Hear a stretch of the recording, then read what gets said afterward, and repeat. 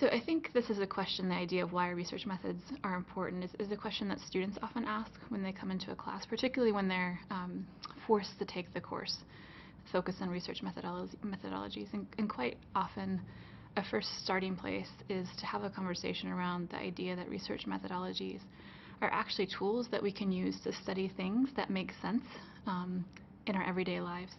So our lives are really structured around social order. And how do we actually go about making sense of that? And one of the ways that we can do that is through the study of research methodologies, be it qualitative methodologies, quantitative methodologies, or mixed methodologies. So in general, research methodologies really do help us make sense of the things that matter most to us, particularly as we become more adept at using the procedures and methods that are central to particular methodologies.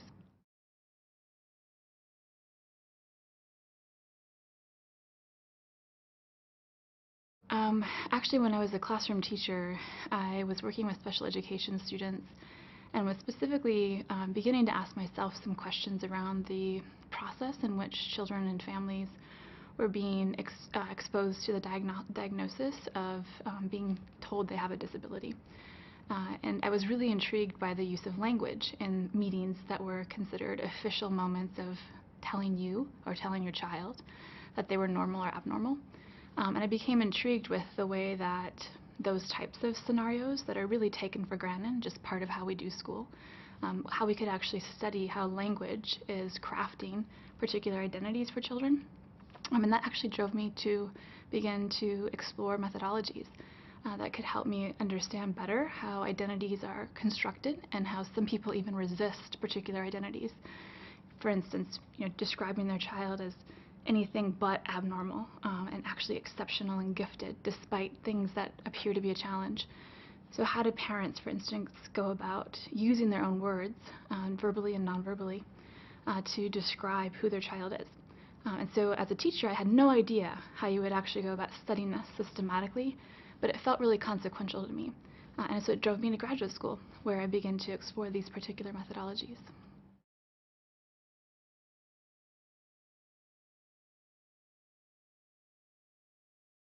The first place that I often start in thinking about how to expose someone brand new to discourse analysis is this idea that intuitively and almost at an implicit level, as young children, we know that words, verbally and non-verbally, I'm using that really broadly, that they actually matter.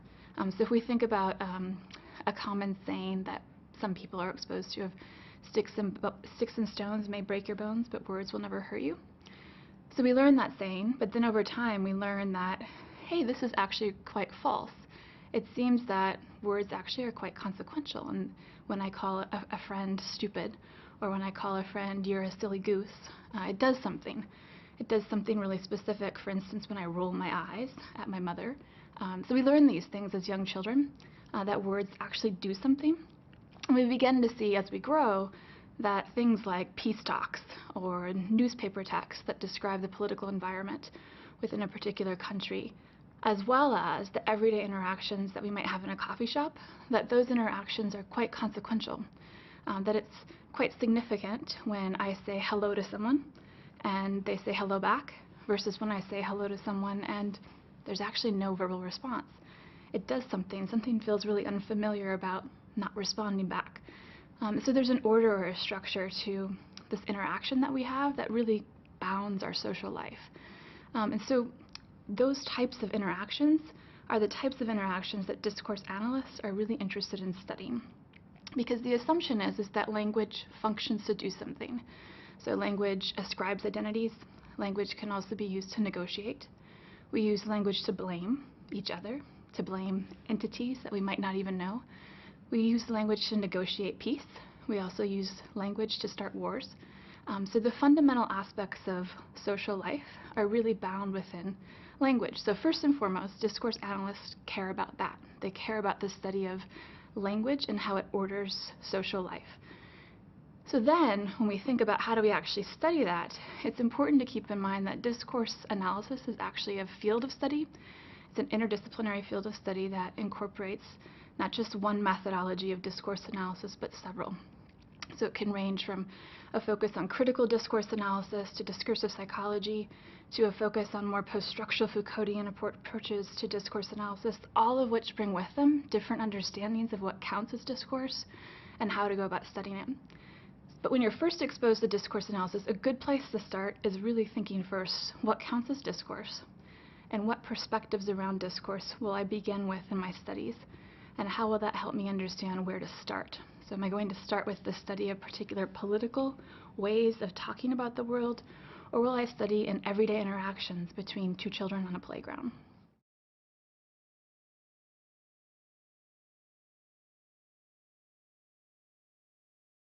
So when we think about what counts as discourse, it's important to keep in mind that particular approaches to discourse analysis define it quite differently. But in general, discourse analysts really look at discourse quite broadly. So it includes, for instance, the interaction that we might have with a friend. It also includes broader discourses or ways of talking about the world, so ideologies, perspectives that we all eventually just kind of take for granted. So this idea of, for instance, that particular countries are the world leaders. There's a discourse around this idea that a particular country with specific characteristics becomes the world leader. That in and of itself is a broader discourse or way of making sense of the world. So when we think about discourse, we can think about broad discourses. Some people refer to them as macro discourses. And we can also think about these more micro, everyday interactions. So for instance, the interaction you might have in a coffee shop, where you use your talk to make a request. I would like a latte. And perhaps the individual making the latte says, we're all out. Now you have to negotiate through your verbal and nonverbal interaction this challenge that's unfolded. That too is discourse, and we can study that for its sequential order as well as for the way in which it structures our social everyday life.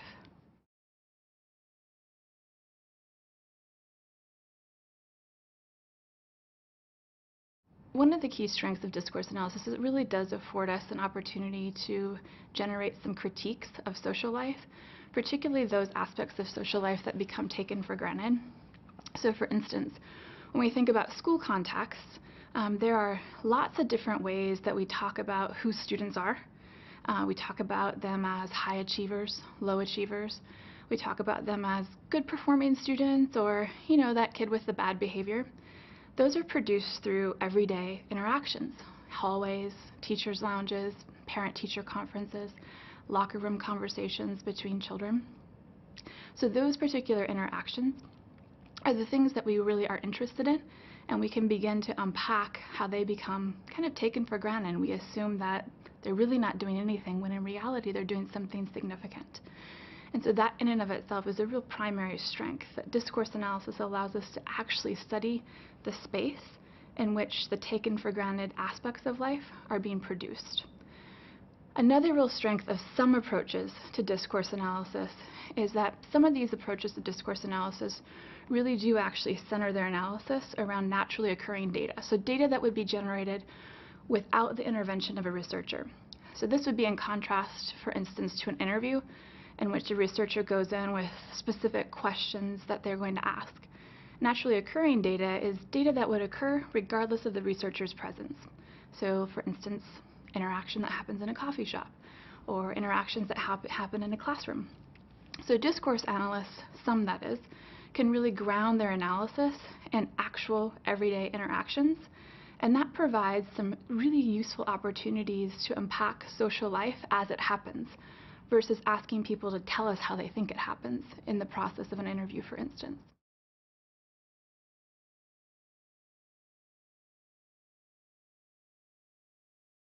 So a common critique of discourse analysis, and actually of qualitative research in general, and I'll unpack this critique a little bit because I have a critique of the critique, is really that it has some challenge in generalizing.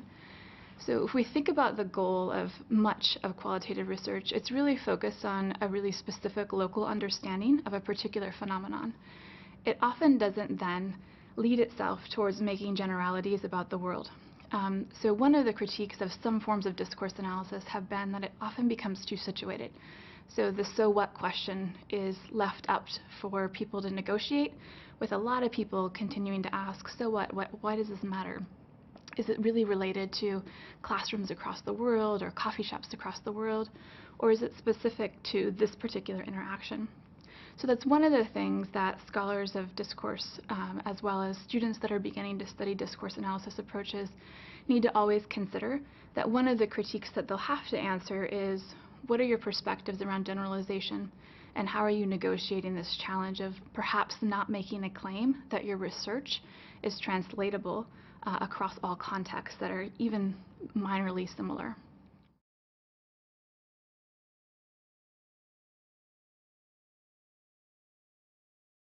So there are a variety of research questions that discourse analysts often pose when they're crafting their studies, as well as when they even begin engaging in the data collection process.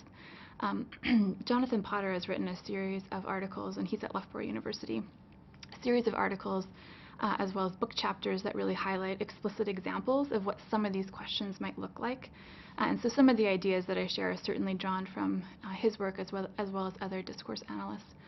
So one place that you can start when you begin thinking about research questions that are potentially useful in a discourse analysis study is to first and foremost just begin thinking about the idea that discourse analysis allows us to offer a critique. And so we can think about ideologies, discrimination, issues around equity, and we can pose specific questions related to that. So for instance, if you're interested in the ways in which racialized discourses become normalized or taken for granted in a school setting, you can actually ask that research question. What are the ways in which the talk around racialized practices related to disciplinary issues, for instance, become normalized in everyday interactions between classroom teachers or classroom teachers and their administrators? So you can focus your questions around issues related to discrimination, prejudice, inequities, ideology. That would be one category, so to speak. You can also focus your questions just more generally on everyday practices. So let's say that you're interested in, for instance, the interactions that happen between a pediatrician and the families that come in with a problem. And they come in with the hope that you can tell them what's going on with their child's health. And there's an interaction that unfolds in which the pediatrician gives the parents some bad diagnostic news. This is actually a really fundamental aspect of some approaches to discourse analysis. You can begin to study the sequential ways in which a pediatrician, for instance, delivers bad news. So your research question might actually be, what are the ways in which a pediatrician, or physicians in general, go about delivering bad news through their talk?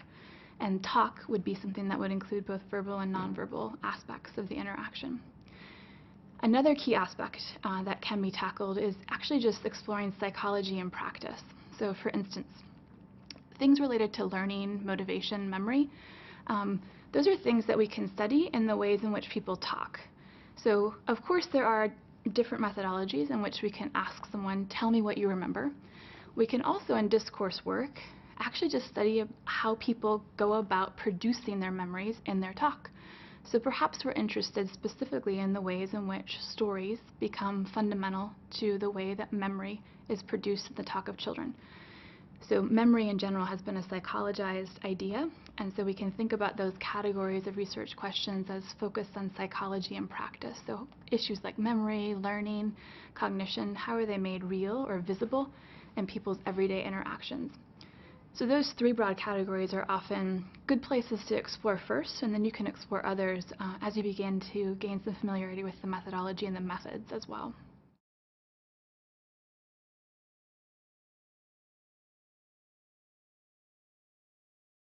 So there are several key thinkers that continue to influence my own thinking and my own explorations. Certainly the early linguistic philosophers have shaped my thinking around discourse. So Wittgenstein is a central figure whose writings and teachings are ones that I continue to explore and certainly turn my graduate students towards as well. More contemporary thinkers that have shaped my understanding of discourse as well as thinking about methods along with the methodology itself certainly include discursive psychologists such as Edwards and Potter, And also conversational analysis. Harvey Sachs has been central to really shaping some of my thinking around how you actually go about analyzing talk in everyday life. And then much of my work is also shaped and informed by disability theories. And so writers from Oliver to Carol Thomas and their theoretical works have certainly shaped my understanding of the ways in which bodies and identities are understood in everyday life and have been historically over time.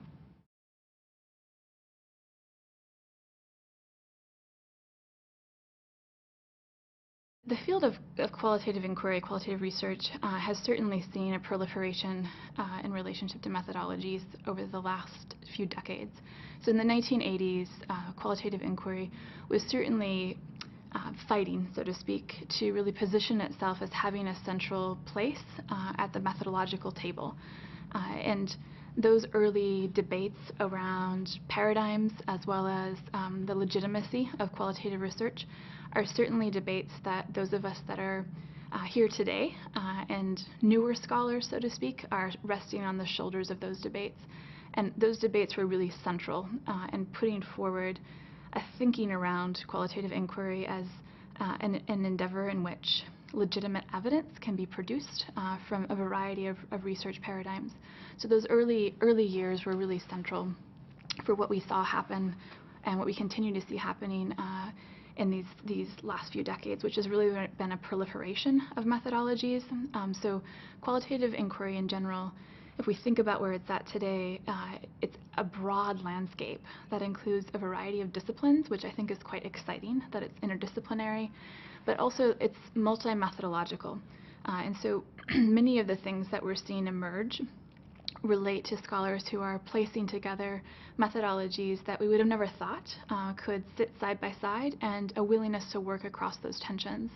And so that's something that I anticipate seeing continue as the years unfold and new scholars and new disciplines begin to provide new perspectives in relationship to methodological approaches.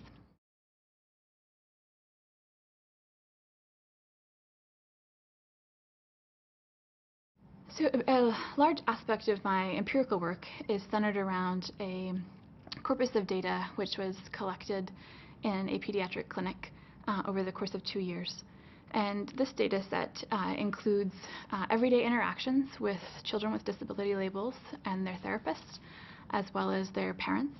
And these interactions were collected in waiting rooms within the clinic itself, as well as therapeutic sessions and social group interactions with groups of children and therapists. So one of the primary challenges of engaging in this kind of work, in which my focus is really on naturally occurring data, so data that exists without my presence, even if I'm there, is that the collection of this data is really fundamentally based, as is true of much of data collection and qualitative research, on relationships.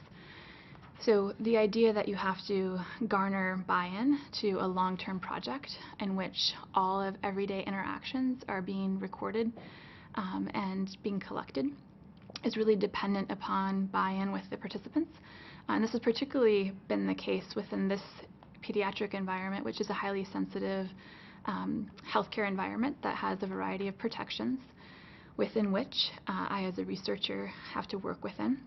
And so that's been one of the primary challenges, is really thinking about relationship building sustained over time, as well as the ethics that come into play when you're working in an environment that's positioned as quite vulnerable, as well as a need for protection.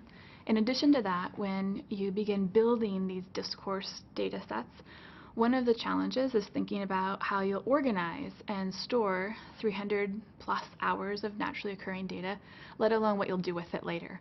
But a great place to start is thinking about how will I systematically store this data and systematically begin chronicling the moments in which this data was created and what I'll do next with this data. So those have been, three key challenges: relationship building, as well as the ethics that come into working within a sensitive environment, and then just thinking about what do I do with this massive data and how do I store it systematically.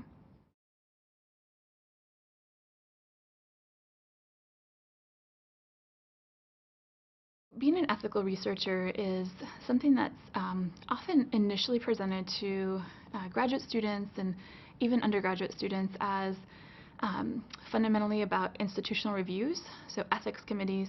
But in general, that's a really minor aspect. It's important, but it's a minor aspect of ethics and research. When we think about ethics and research, ethics is something that is fundamentally interwoven throughout the entire research process. It's not something you do at the front end. It's also not something you do at the tail end. It's something you do throughout. It's also a way of being within the research process. Ethical questions, while you answer specific questions for an ethics committee, there are also ethical questions that an ethics committee doesn't ask you that will be fundamental to your work when you're engaged in collecting data, analyzing data, even presenting data at research conferences. So I really view ethics as being central to the research process and, more importantly, foundational, that every action is going to be based from an ethical position, which is fundamentally one in which relationship with participants as well as relationship with data really oriented to as linked to your participants, is fundamental. So relational ethics is another way to think about it, that your ethical being in the research process is always connected to relationship.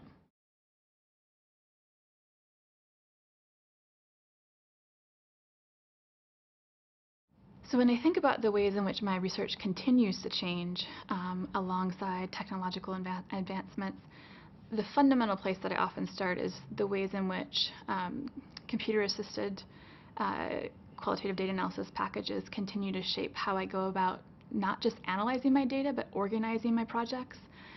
And so early on in my research career, I was exposed to packages like Atlas TI and NVivo, Transana, MaxQDA, and one of the lessons that I learned quite quickly was the value of adopting a particular package and learning it, because it does require that I engage in a bit of learning alongside the analysis process itself.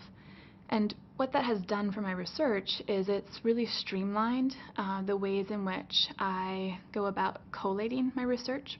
So I don't just view these packages as something in which we analyze a bunch of data with, but I actually view them as a project management tool as well. And so one of the places that I often start in my research is thinking about how the project management tools that I'm using, which is often Atlas TI or Transana, how I can use them more efficiently and leverage the features that provide me with opportunities to, for instance, make sense of large corpuses of everyday interactions. And so that's been really fundamental, is really beginning to see these packages as project management tools. In addition to that, many of the Cactus packages, the computer-assisted qualitative data analysis software packages, are now providing discourse analysts in particular, I believe, opportunities to explore their analysis in nuanced ways that we used to do by, and we can continue to do, by putting note cards and plastering our walls with pieces of paper and color-coded highlighters all around the room. We can begin to explore many of the questions that we have in quite nuanced ways by leveraging the features that Cactus packages afford us. So for instance, in Atlas TI, as well as many of the other packages, you have opportunities to explore if a particular turn in a conversation that you code in a particular way is being coded alongside another turn, and you can explore that across a fairly large scope of data. And that's something that's actually really efficient and creates opportunities for you to visualize what's happening. So one of the things when you think about technology is simply the ways in which it streamlines the research process and also affords us to engage in some pretty robust analysis, remembering that we're always the interpreter of this process. But it really allows us to ground our interpretation. In addition to that, one of the things that I always share with the graduate students that I work with is to really begin to view those packages as opportunities to create visible audit trails of your work. So if someone wants to come back and make sense of your analytical logic, they certainly can. They can see your memos, they can see your coding decisions, they can also see the ways in which you set up your project. So really beginning to view these packages as much more than just an analytical tool, but as a project manager and a store of all your decisions can really create some robust opportunities for you to ground your efforts.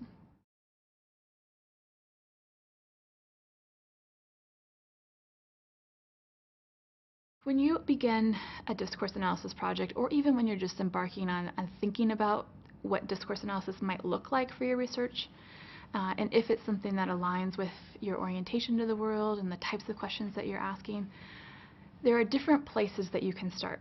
And this is true of qualitative inquiry in general. So you can start with theoretical understandings of a particular approach. So I could encourage you to start with, for instance, reading some of the writings around orders of discourse and Foucault's work, and really beginning to steep your understanding in different perspectives of discourse. I could also suggest that you start with method, that you start with the procedures. And I could also just suggest that you read a bunch of texts related to methodology. And this is something that is certainly often debated in qualitative research in general. Should we as researchers and should students as learners of qualitative inquiry start with methods? Should they start with methodology? Should they start with theoretical understandings? And in general, what I encourage my students to do in relation to the discourse analysis is start first and foremost with steeping yourself in some of the original theoretical writings related to this idea of talk, social life, social order. So spending time actually immersing yourself and thinking about what is discourse, and is this actually the thing that I've been thinking I'm interested in but didn't have the language to actually articulate. Spending time there is time well spent that will help you then really create a deeper understanding of the methodological approach that you take within the field of discourse analysis. So that's a great place to start, but it's also always important to understand with discourse work in general that you learn by doing. So it's really important that at some point in your study of the methodology that you actually engage in carrying out a mini discourse analysis project so that you understand what it is to analyze discourse. How do you analyze it? What are the different ways that you might approach the analysis of the data? So a couple of different ways that you can do that include not only the study of the method itself, but also joining, for instance, small research teams that are engaged in similar work and having interpretive circles in which you engage in collective understanding of a joint piece of discourse data. Those are really helpful opportunities for you to learn by doing. So it's really central, first and foremost, to engage in theoretical deep readings. You can never read enough around thinking through the theoretical basis of this particular methodology, which is true of all methodologies. But then also to remember that we learn by doing. So it's really important to actually carry out a project and really feel what it feels like to engage in a discourse analysis.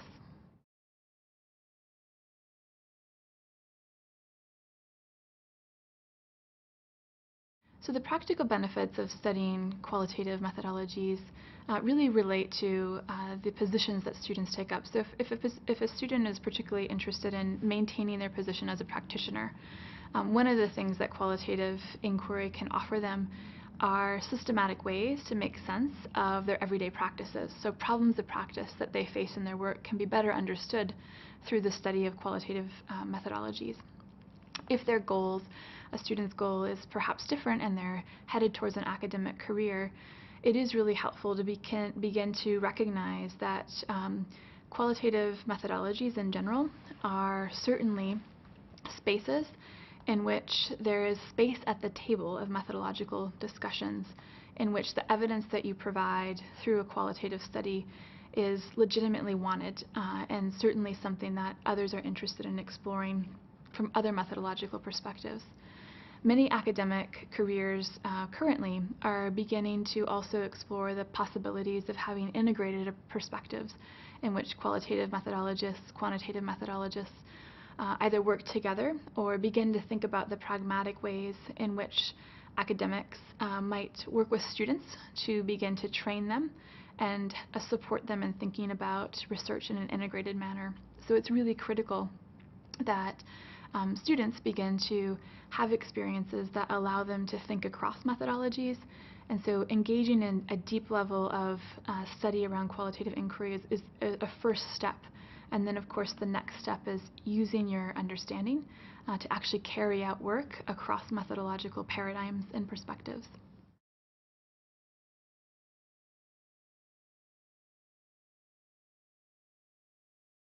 So some of the new research directions in the field of qualitative inquiry that are, I think, things that we probably will see stay with us for quite a long time are the continued proliferation of methodological perspectives that are being informed by the interdisciplinarity of qualitative inquiry.